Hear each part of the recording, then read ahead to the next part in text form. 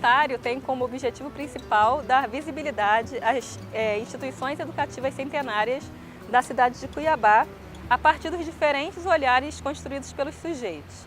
Inicialmente, abordamos pessoas comuns que passavam pela Praça da República e indagamos, por exemplo, sobre a construção Palácio da Instrução, que ainda hoje está na praça e que abrigou importantes instituições educativas.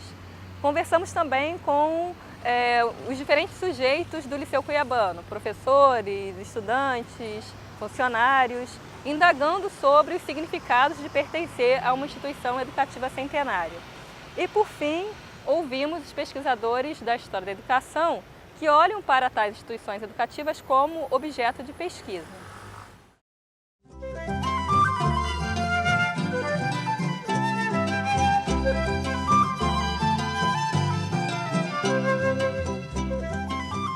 A senhora poderia me dizer se conhece alguma escola muito antiga aqui em Cuiabá? Sim, eu conheço a escola a qual eu trabalhei 16 anos, a escola Leovigildo de Mello, CPA 375. E quantos anos tem essa escola?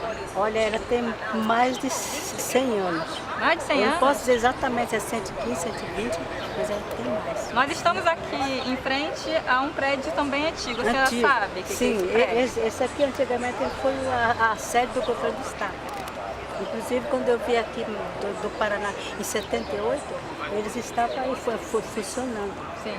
E se chama Palácio da Instrução, aí também foi uma escola? Hoje em dia ela é, né, escola, é museu, é arquivos também.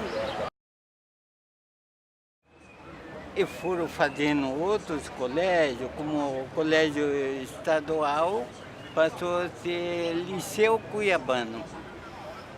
E aí já começou a passar para lá e aqui ficou como casa dos parte artística, de cantor, de uma pesquisa, uma coisa e outra.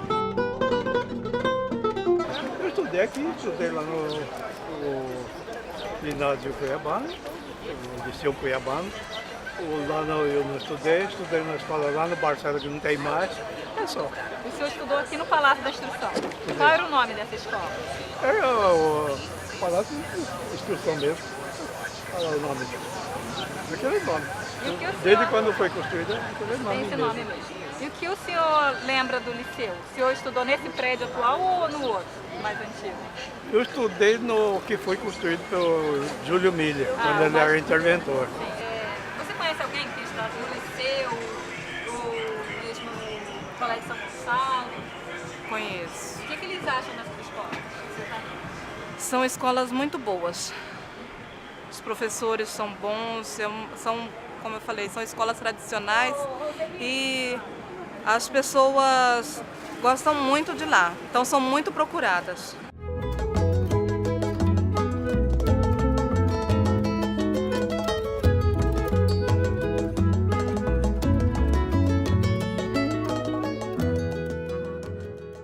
Meu nome é Nádia, eu tenho 18 anos, eu estudo aqui desde o ano 2012.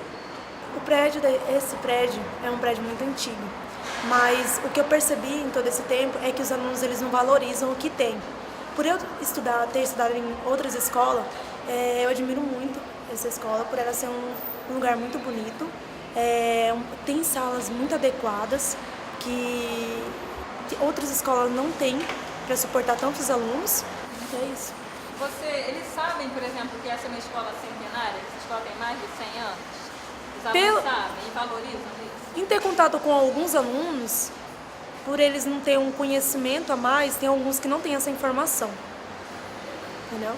Eu tenho essa informação porque eu pesquiso, né? Mas no terceiro ano também a professora Mariazinha passou uma pesquisa a respeito da escola, mas tem alguns alunos que não têm esse conhecimento. Eu amo cada canto dessa escola porque é muito lindo. Eu amo a entrada dela, eu amo o anfiteatro, as salas. Eu estudo numa escola antiga, entendeu? Que muitos professores estudaram aqui, que hoje dá aula para mim. Meu nome é Cláudia Noêmia Souza, tenho 54 anos, estudei aqui no Liceu Cuiabano, de 5ª a 8ª série, porque não tinha o ensino segundo grau ou ensino médio de hoje. de 1973 a 1977.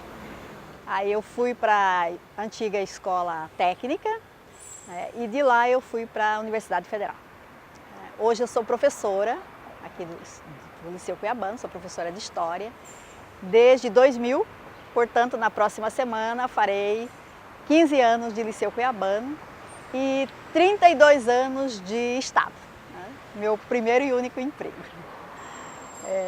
Como eu fui aluna do Liceu Cuiabano, né, quando eu passei no concurso em 1999, eu fui efetivada como professora do Liceu. É uma emoção, até hoje é uma emoção muito grande, pelo fato de eu ter sido aluna, né, e hoje eu sou professora. A escola, ela completou, né, 135 anos de sua existência, tradição, ensino e história, e eu vejo assim como importância mesmo essa tradição, né, que começou lá atrás, né, com a elite que estudava aqui, né, era uma escola de elite. Hoje em dia a gente ainda recebe alguns filhos, né, da elite, mas ela é aberta para toda a sociedade, então esse aspecto é importante.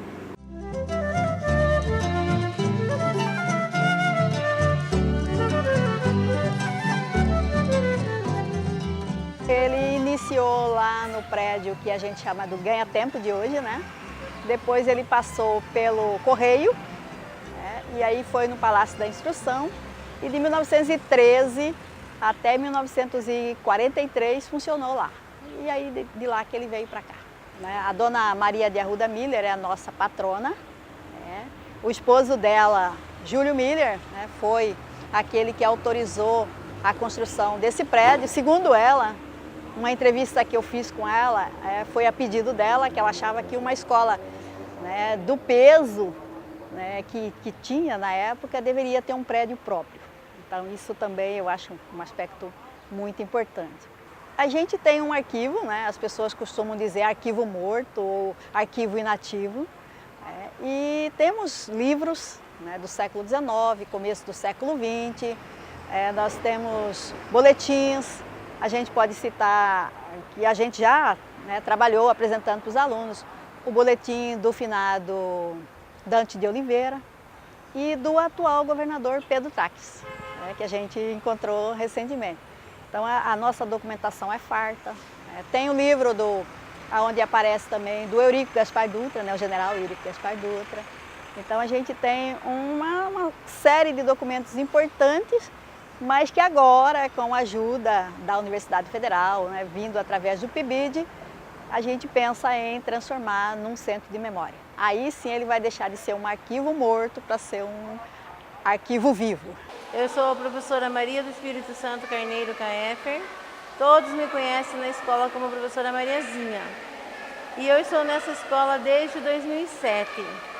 Quando eu cheguei na escola, eu percebi que havia uma necessidade da gente estar projetando alguns elementos dentro da escola. E a escola, ela nos propôs isso. Então, nós temos hoje ensino médio inovador, temos o Liceu Afro, a Cor da Cultura, temos o Laboratório de Informática, de Química, temos também outros projetos interessantes para trabalhar com os alunos.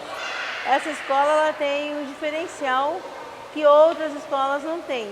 Todas as famílias cuiabana, matogrossense, elas vêm procurando a escola porque entendem que a gente faz um trabalho de bastante responsabilidade e compromisso, né? Preparando esse aluno para a vida, para o Enem, hoje que é o foco maior dos alunos do ensino médio.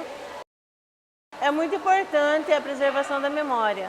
Tanto é que nós estamos fazendo, montando até 2015 o memorial da Escola Liceu Cuiabano, mas para isso nós fizemos um projeto com todos os alunos da escola, todas as séries, e eles buscaram um pouco da história do Liceu Cuiabano, para que nós possamos mostrar isso mais tarde para a sociedade cuiabana. A gente só ficou sabendo de mais coisas sobre a história do Liceu nesse projeto desse ano, que estão incentivando, né? Mas antes disso, a gente... Qual que é o nome do projeto? 135 anos do Liceu Cuiabano. Além também da gente ver até coisas sobre as roupas de antigamente. Uniforme. Eu achei interessante, né? Você descobrir como era os outros anos, como era... Assim, é igual eu conversei um pouco com um dos alunos antigos, que hoje a filha dele estuda aqui, e ele falando de várias coisas que ele já fez aqui no Liceu. Assim, é meio que o comportamento não muda. Assim, só as pessoas. Teve um grupo que tá falando, porque é dividido os temas, né? Aí teve um grupo que mostrou as fotos daqui de antigamente, não tinha aquele portão. Aí você vê que arrumou ali na frente, pintou. Aí cada geração vai mudando, né? Com o passar do tempo vai mudando. Não, esse prédio aqui, ele é bonito e ele não é maltratado. Ele, assim, na minha opinião, ele é muito bem cuidado. Eu acho assim que as pessoas que trabalham, que cuidam dele, elas fazem que amam o prédio, né? Elas amam o Liceu, né? E assim, eu tenho prazer em trabalhar aqui, né? Eu gosto de trabalhar aqui, gosto de servir aqui, né? E Adriana, qual a importância dessa escola para você? Muito importante. Eu digo aqui que aqui eu aprendi a trabalhar com pessoas, eu aprendi a entender pessoas, né? Entender as pessoas. Então eu cresci assim, individualmente eu cresci.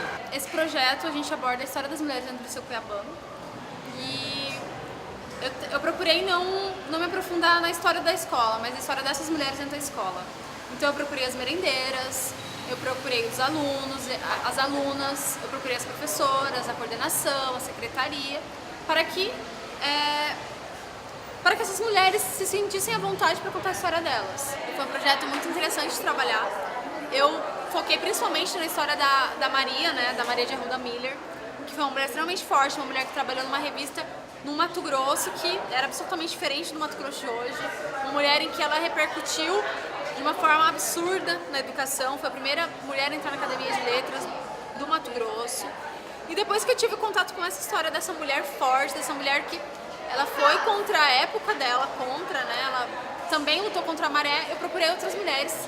Hoje, em 2014, no aniversário de 35 anos do Liceu, procurei trabalhar com essas mulheres. Essas mulheres que pegam 2 anos para chegar aqui, a menina que vê os maltratos na família e não sabe como reagir. Eu queria pegar a professora que é negra, descendente de quilombola. Eu queria pegar a mulher que hoje em dia é empregada doméstica e também faxineira da FMT e sente orgulho de ser isso. Não tem problema nenhum em dizer quem ela é. A aluna que quer fazer medicina, mas é filha de empregada doméstica. A aluna que pega 2 anos para chegar no Liceu Cuiabano. Para mim é um marco estar aqui no Liceu, né? Hoje, sendo 5 de dezembro de 2014, que faz exatamente 10 anos que eu formei no Liceu, né? Eu fiz o meu ensino regular aqui, de 3 anos, né? Para mim foi uma experiência diferente, né? Porque até então eu estudava em uma escola também que tem uma história em Cuiabá, que é uma escola só que é um tanto mais de bairro, como se fala assim. Mas assim, a história do Liceu realmente tem uma história, porque eu não sei se hoje ainda acontece um pouco disso, mas na época, gente, era complicadíssimo arrumar uma vaga no Liceu. E assim, por intempérie da situação, quem terminou por arrumar essa vaga para mim estar no Liceu foi a mãe do falecido governador de Mato Grosso, Dante de Oliveira.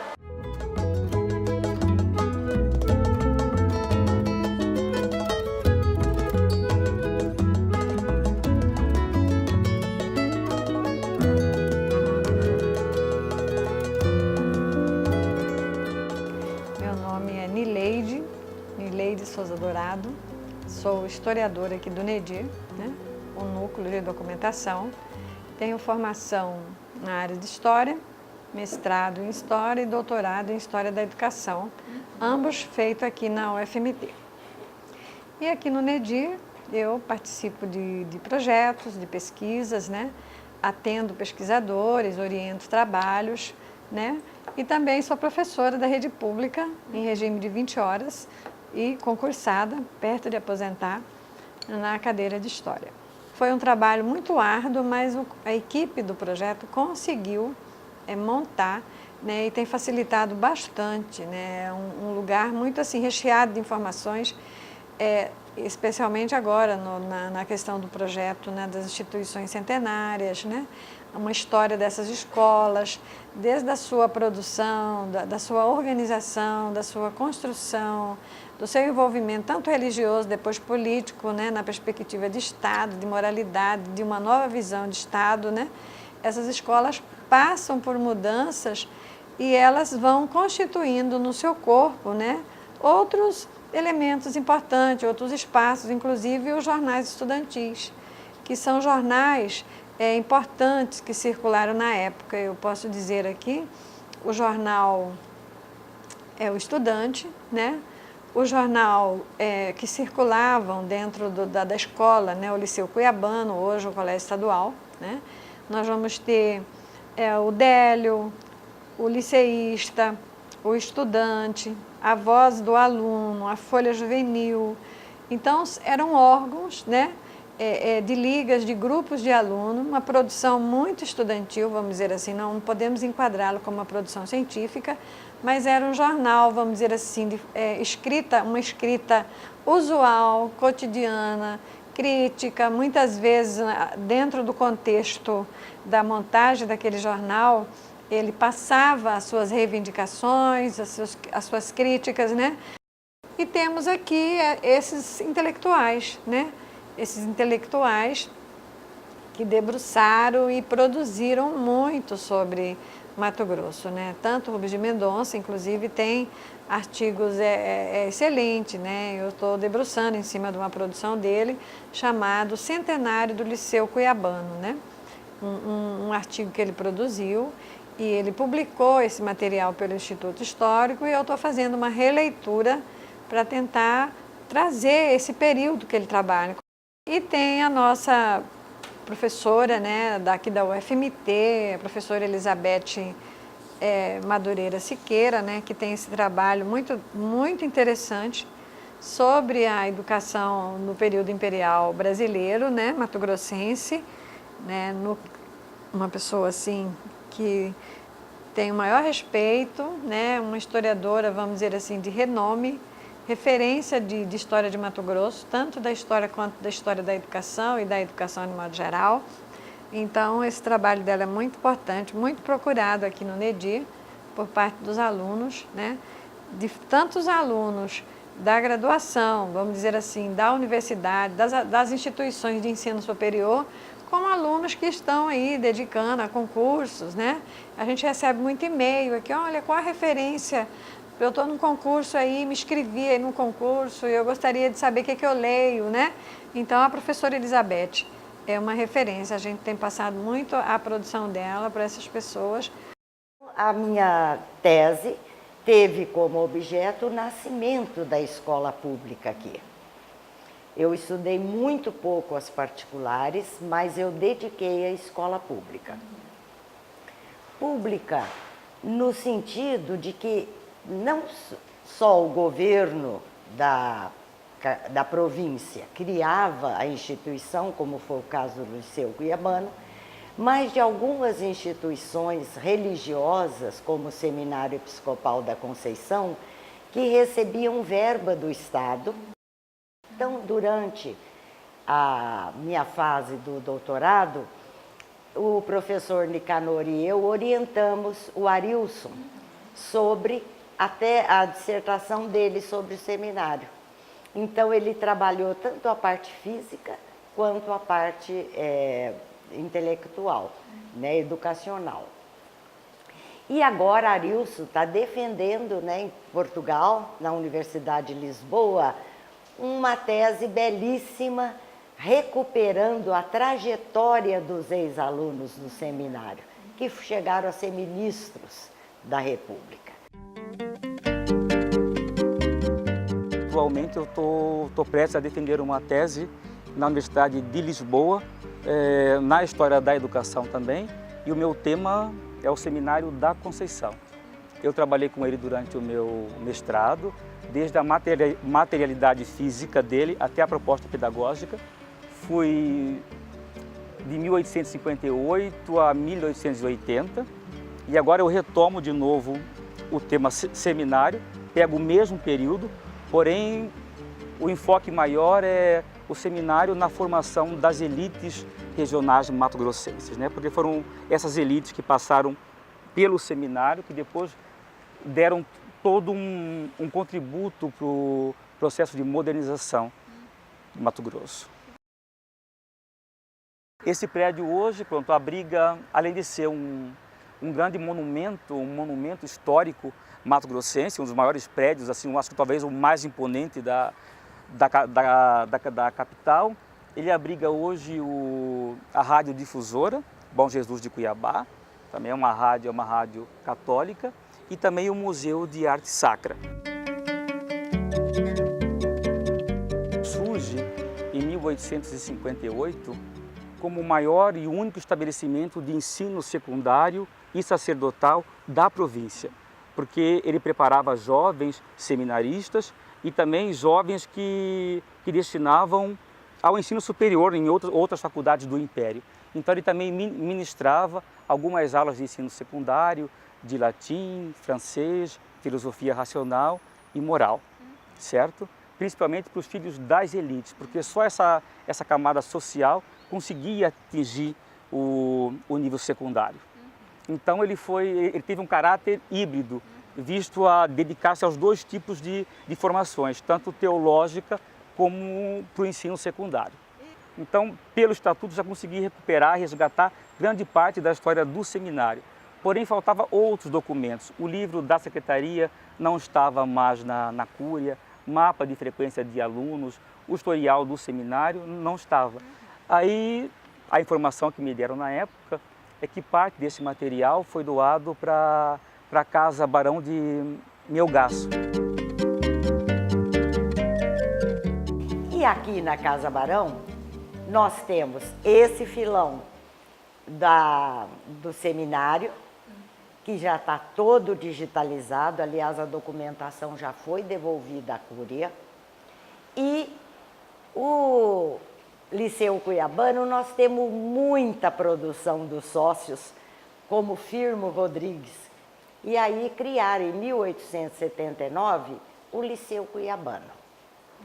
Ele funcionava na Praça Ipiranga, onde hoje é o Ganha-Tempo, foi a antiga Iomate, e ali que ele nasceu. A inauguração dele foi em fevereiro de 1880. O Instituto Histórico publicou os discursos pronunciados na inauguração do Liceu. São peças republicanas fantásticas para você entender qual era a filosofia da República para a formação desse novo cidadão que se pretendia, né, formar. E, na realidade, o Liceu foi muito importante, que foi a primeira escola pública de nível secundário, que hoje é médio, né, em Mato Grosso. E é interessante que Mato Grosso, mesmo estando distante do litoral, ele acompanhou para e passo tudo o que acontecia de mais inovador na educação, tanto no Império quanto na República. Aí, quando cria o Liceu Cuiabano aqui, 1880, inaugura, nós só vamos ter realmente a construção de prédios escolares. Em geral, eram casas alugadas, precárias, o professor morava na casa, era um caos, né? E o Liceu Cuiabano só vai conseguir o seu prédio em 1940, quando o interventor Júlio Miller abre a Avenida Getúlio Vargas e aí constroem os prédios onde hoje é o arquivo, o Palácio da Justiça e constrói o Liceu Cuiabano lá em cima. Você vê, de 1880 ele ficou precário. Ele chegou aí para o Palácio da Instrução mais tarde e depois é que ele foi para o prédio próprio. Então, em 1910, no âmbito educacional, você tem uma grande reforma, que é a Reforma Pedro Celestino, que é onde cria, ao modelo da Caetano de Campos em São Paulo, cria os grupos escolares, não é? E então ele manda construir o Palácio da Instrução, que seria o primeiro grupo escolar, chamava Grupo Escolar Barão de Melgaço. E no segundo distrito, no Porto, ele mandou construir um pequeno palacete, digamos assim, porque o Palácio da Instrução é um palácio. Já no Porto, que era uma zona mais pobre, ele manda construir o Grupo Escolar Senador Azeredo. Meu nome é Elizabeth Figueiredo de Sá, sou professora da UFMT e coordeno atualmente o grupo de pesquisa História da Educação em Memória aqui da UFMT. No século XX, né, que as minhas pesquisas são mais voltadas para o século XX, eu destaco a Escola Normal de Cuiabá, que era mais conhecida como a Escola Pedro Celestino, porque ela formou grande parte dos professores que atuam ainda na rede estadual de ensino. Destaco também as escolas modelo, que foi o grupo escolar, né? O grupo escolar Senador Azeredo, que era no segundo distrito, que foi criado na mesma época da escola modelo, que era depois conhecida como Grupo Escolar Barão de Melgaço. Eu acho que são as que se sobressaíram nesse período. Então, o que me levou a pesquisar a formação de professora é porque eu sou professora e atuei muito tempo no município de Cuiabá, né? E uma das grandes perguntas era em relação à dificuldade do professor de querer mudar, de querer assumir novas posturas. Por isso me instigou a investigação, o curso de formação, né? E a Escola Normal de Cuiabá, principalmente porque ela foi criada numa reforma da instrução pública muito significativa, que foi a reforma de 1910. Né? Então foi criada a Escola Normal e o grupo escolar. E a Escola Normal, ela veio durante todo o século XIX num processo de abertura e depois fechava, abria e fechava. Então ela foi criada com bases sólidas, né? Em 1910 pelos normalistas paulistas, Leovigildo Martins de Melo e Gustavo Kuhlmann. Né? Por isso o meu trabalho se delimita até 16, porque é justamente quando Leovigildo Martins de Melo estava à frente dessa escola. Né? Posteriormente, com o interventor Júlio Miller, essa escola foi fechada e normalmente foi agrupada ao Liceu Cuiabano. O Palácio da Instrução,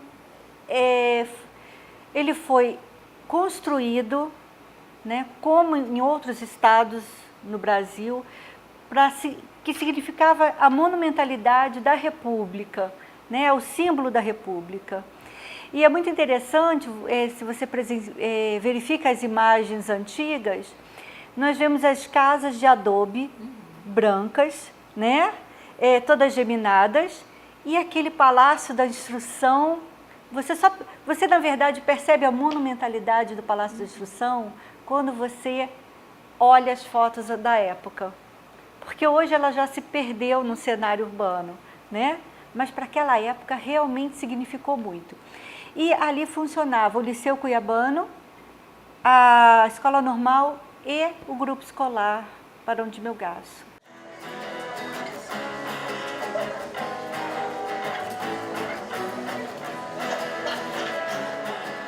Meu nome é Nádia Cuiabano Kunze. O meu vínculo com essa escola começa no ano de 1985, quando eu fiz o exame de seleção para cursar secretariado técnico aqui, que era na época ensino médio técnico. E entrei para fazer esse curso, fiquei aqui por 3 anos. Em 1987, então, eu terminei, fiz a colação de grau, que nós tínhamos na época a colação de grau de curso técnico, e depois fui para o UFMT. Lá cursei o pedagogia, né, licenciatura plena, e mais tarde eu retorno a essa escola como funcionária, como servidora dela. Mas como foi esse retorno? Eu fiz um concurso no Ministério da Educação, na área da pedagogia, né? Então eu sou pedagoga do Ministério da Educação. E quando eu tive a oportunidade de retornar, eu optei por retornar numa instituição vinculada ao Ministério da Educação e optei pela Escola Técnica Federal de Mato Grosso, que na época do meu retorno já era Cefet, né? Que era o Centro Federal de Educação Tecnológica de Mato Grosso. E o meu vínculo com essa escola, então, é bem antigo, já faz algum tempo, já fui aluna, agora como servidora, surgiu essa necessidade de fazer essa pesquisa sobre a história institucional, que sempre, desde o período em que eu já era aluna, eu já tinha um certo interesse, porque muitos familiares meus estudaram aqui e sempre eu ouvia dizer, né, entre os familiares, que era uma boa escola, que era uma escola bem renomada na cidade. Então, com isso, nós ficamos sempre com aquela intenção de vir estudar aqui. E quando eu consegui, eu fiquei muito interessada pela história dessa instituição. Então, tivemos que optar por uma delimitação temporal menor. Foi então aí que decidimos em conjunto optar pela primeira configuração institucional, que foi a Escola de Aprendizes Artífices, que deu início, então, a sua criação se deu em 1909 e assim ela esteve até 1942, que quando ocorreu a reforma Capanema, ela então passa a se chamar Escola Industrial de Cuiabá. Mas o trabalho de mestrado, ele focou exatamente esse período de Escola de Aprendizes Artífices. Essa escola, ela foi pensada, e vamos dizer assim, até como ela pertence a uma rede federal de escolas que foi criada no início do período republicano, ela foi então criada com a finalidade de ofertar cursos profissionais para crianças pobres. Então eram filhos de pescadores, muitas crianças eram filhas de funcionários públicos, municipais e estaduais, alguns de lavradores, também de garimpeiros. Nós tivemos filhos de garimpeiros. O perfil que essas crianças apresentavam, então, apesar de considerados desvalidos da fortuna, mas não pudemos verificar nas fichas dos alunos que fossem alunos, como eles diziam, órfãos. A maioria tinham pai e mãe. Então, todos eles que aqui adentraram, foram pouquíssimos aqueles que eram órfãos. Vinham de famílias pobres, porém famílias estruturadas, né? Pouquíssimos índios. Uma das grandes perguntas que a banca fez no meu trabalho, sobre a minha pesquisa, é se aqui vieram, né, alunos indígenas. Apesar de termos várias etnias próximas, não tivemos alunos índios, mas alunos negros tivemos, inclusive. Na época, a ficha dos alunos para matrícula tinha que caracterizá-los, se eles eram pardos, de cor mista, se eram brancos ou de cor preta. Usava esse termo. A escola, atualmente, ela tem uma sala de memória, onde lá nós temos, então, uma galeria de fotos dos diretores, alguns documentos históricos mais antigos, datados da década de 1910, e também essa sala de memória, ela está inserida nela o arquivo fotográfico escolar. Então, por volta de 4.500 fotografias já foram catalogadas e organizadas, e estão, então, todas organizadas nesse arquivo, nesse acervo. Esse acervo todo está nesse arquivo, que está nessa sala de memória. E nosso compromisso é estar sempre, então, desenvolvendo pesquisas que possam contribuir com os conhecimentos da história da educação do Estado. E a história da educação de uma instituição centenária como essa é importante até porque, através de seu estudo, nós conseguimos também verificar as transformações ocorridas na cidade, as relações sociais estabelecidas entre a escola e a comunidade. Eu tenho um grande objetivo aqui, que ainda não foi alcançado, mas que é uma meta, que é fazer um museu escolar em Mato Grosso. Eu acho que a gente merece isso. Nós temos o descarte da documentação, nós não temos onde guardar as documentações escolares. As pessoas não dão importância para as documentações que nós, historiadores da educação, damos. Eles guardam somente as fichas individuais, histórico, e os diários, toda essa documentação é descartada. E a gente queria, na verdade, o sonho é um lugar que abrigasse não só a memória material, como também o acervo escolar, não só documental, mas também material. Acho que seria um ápice. E a gente merece isso.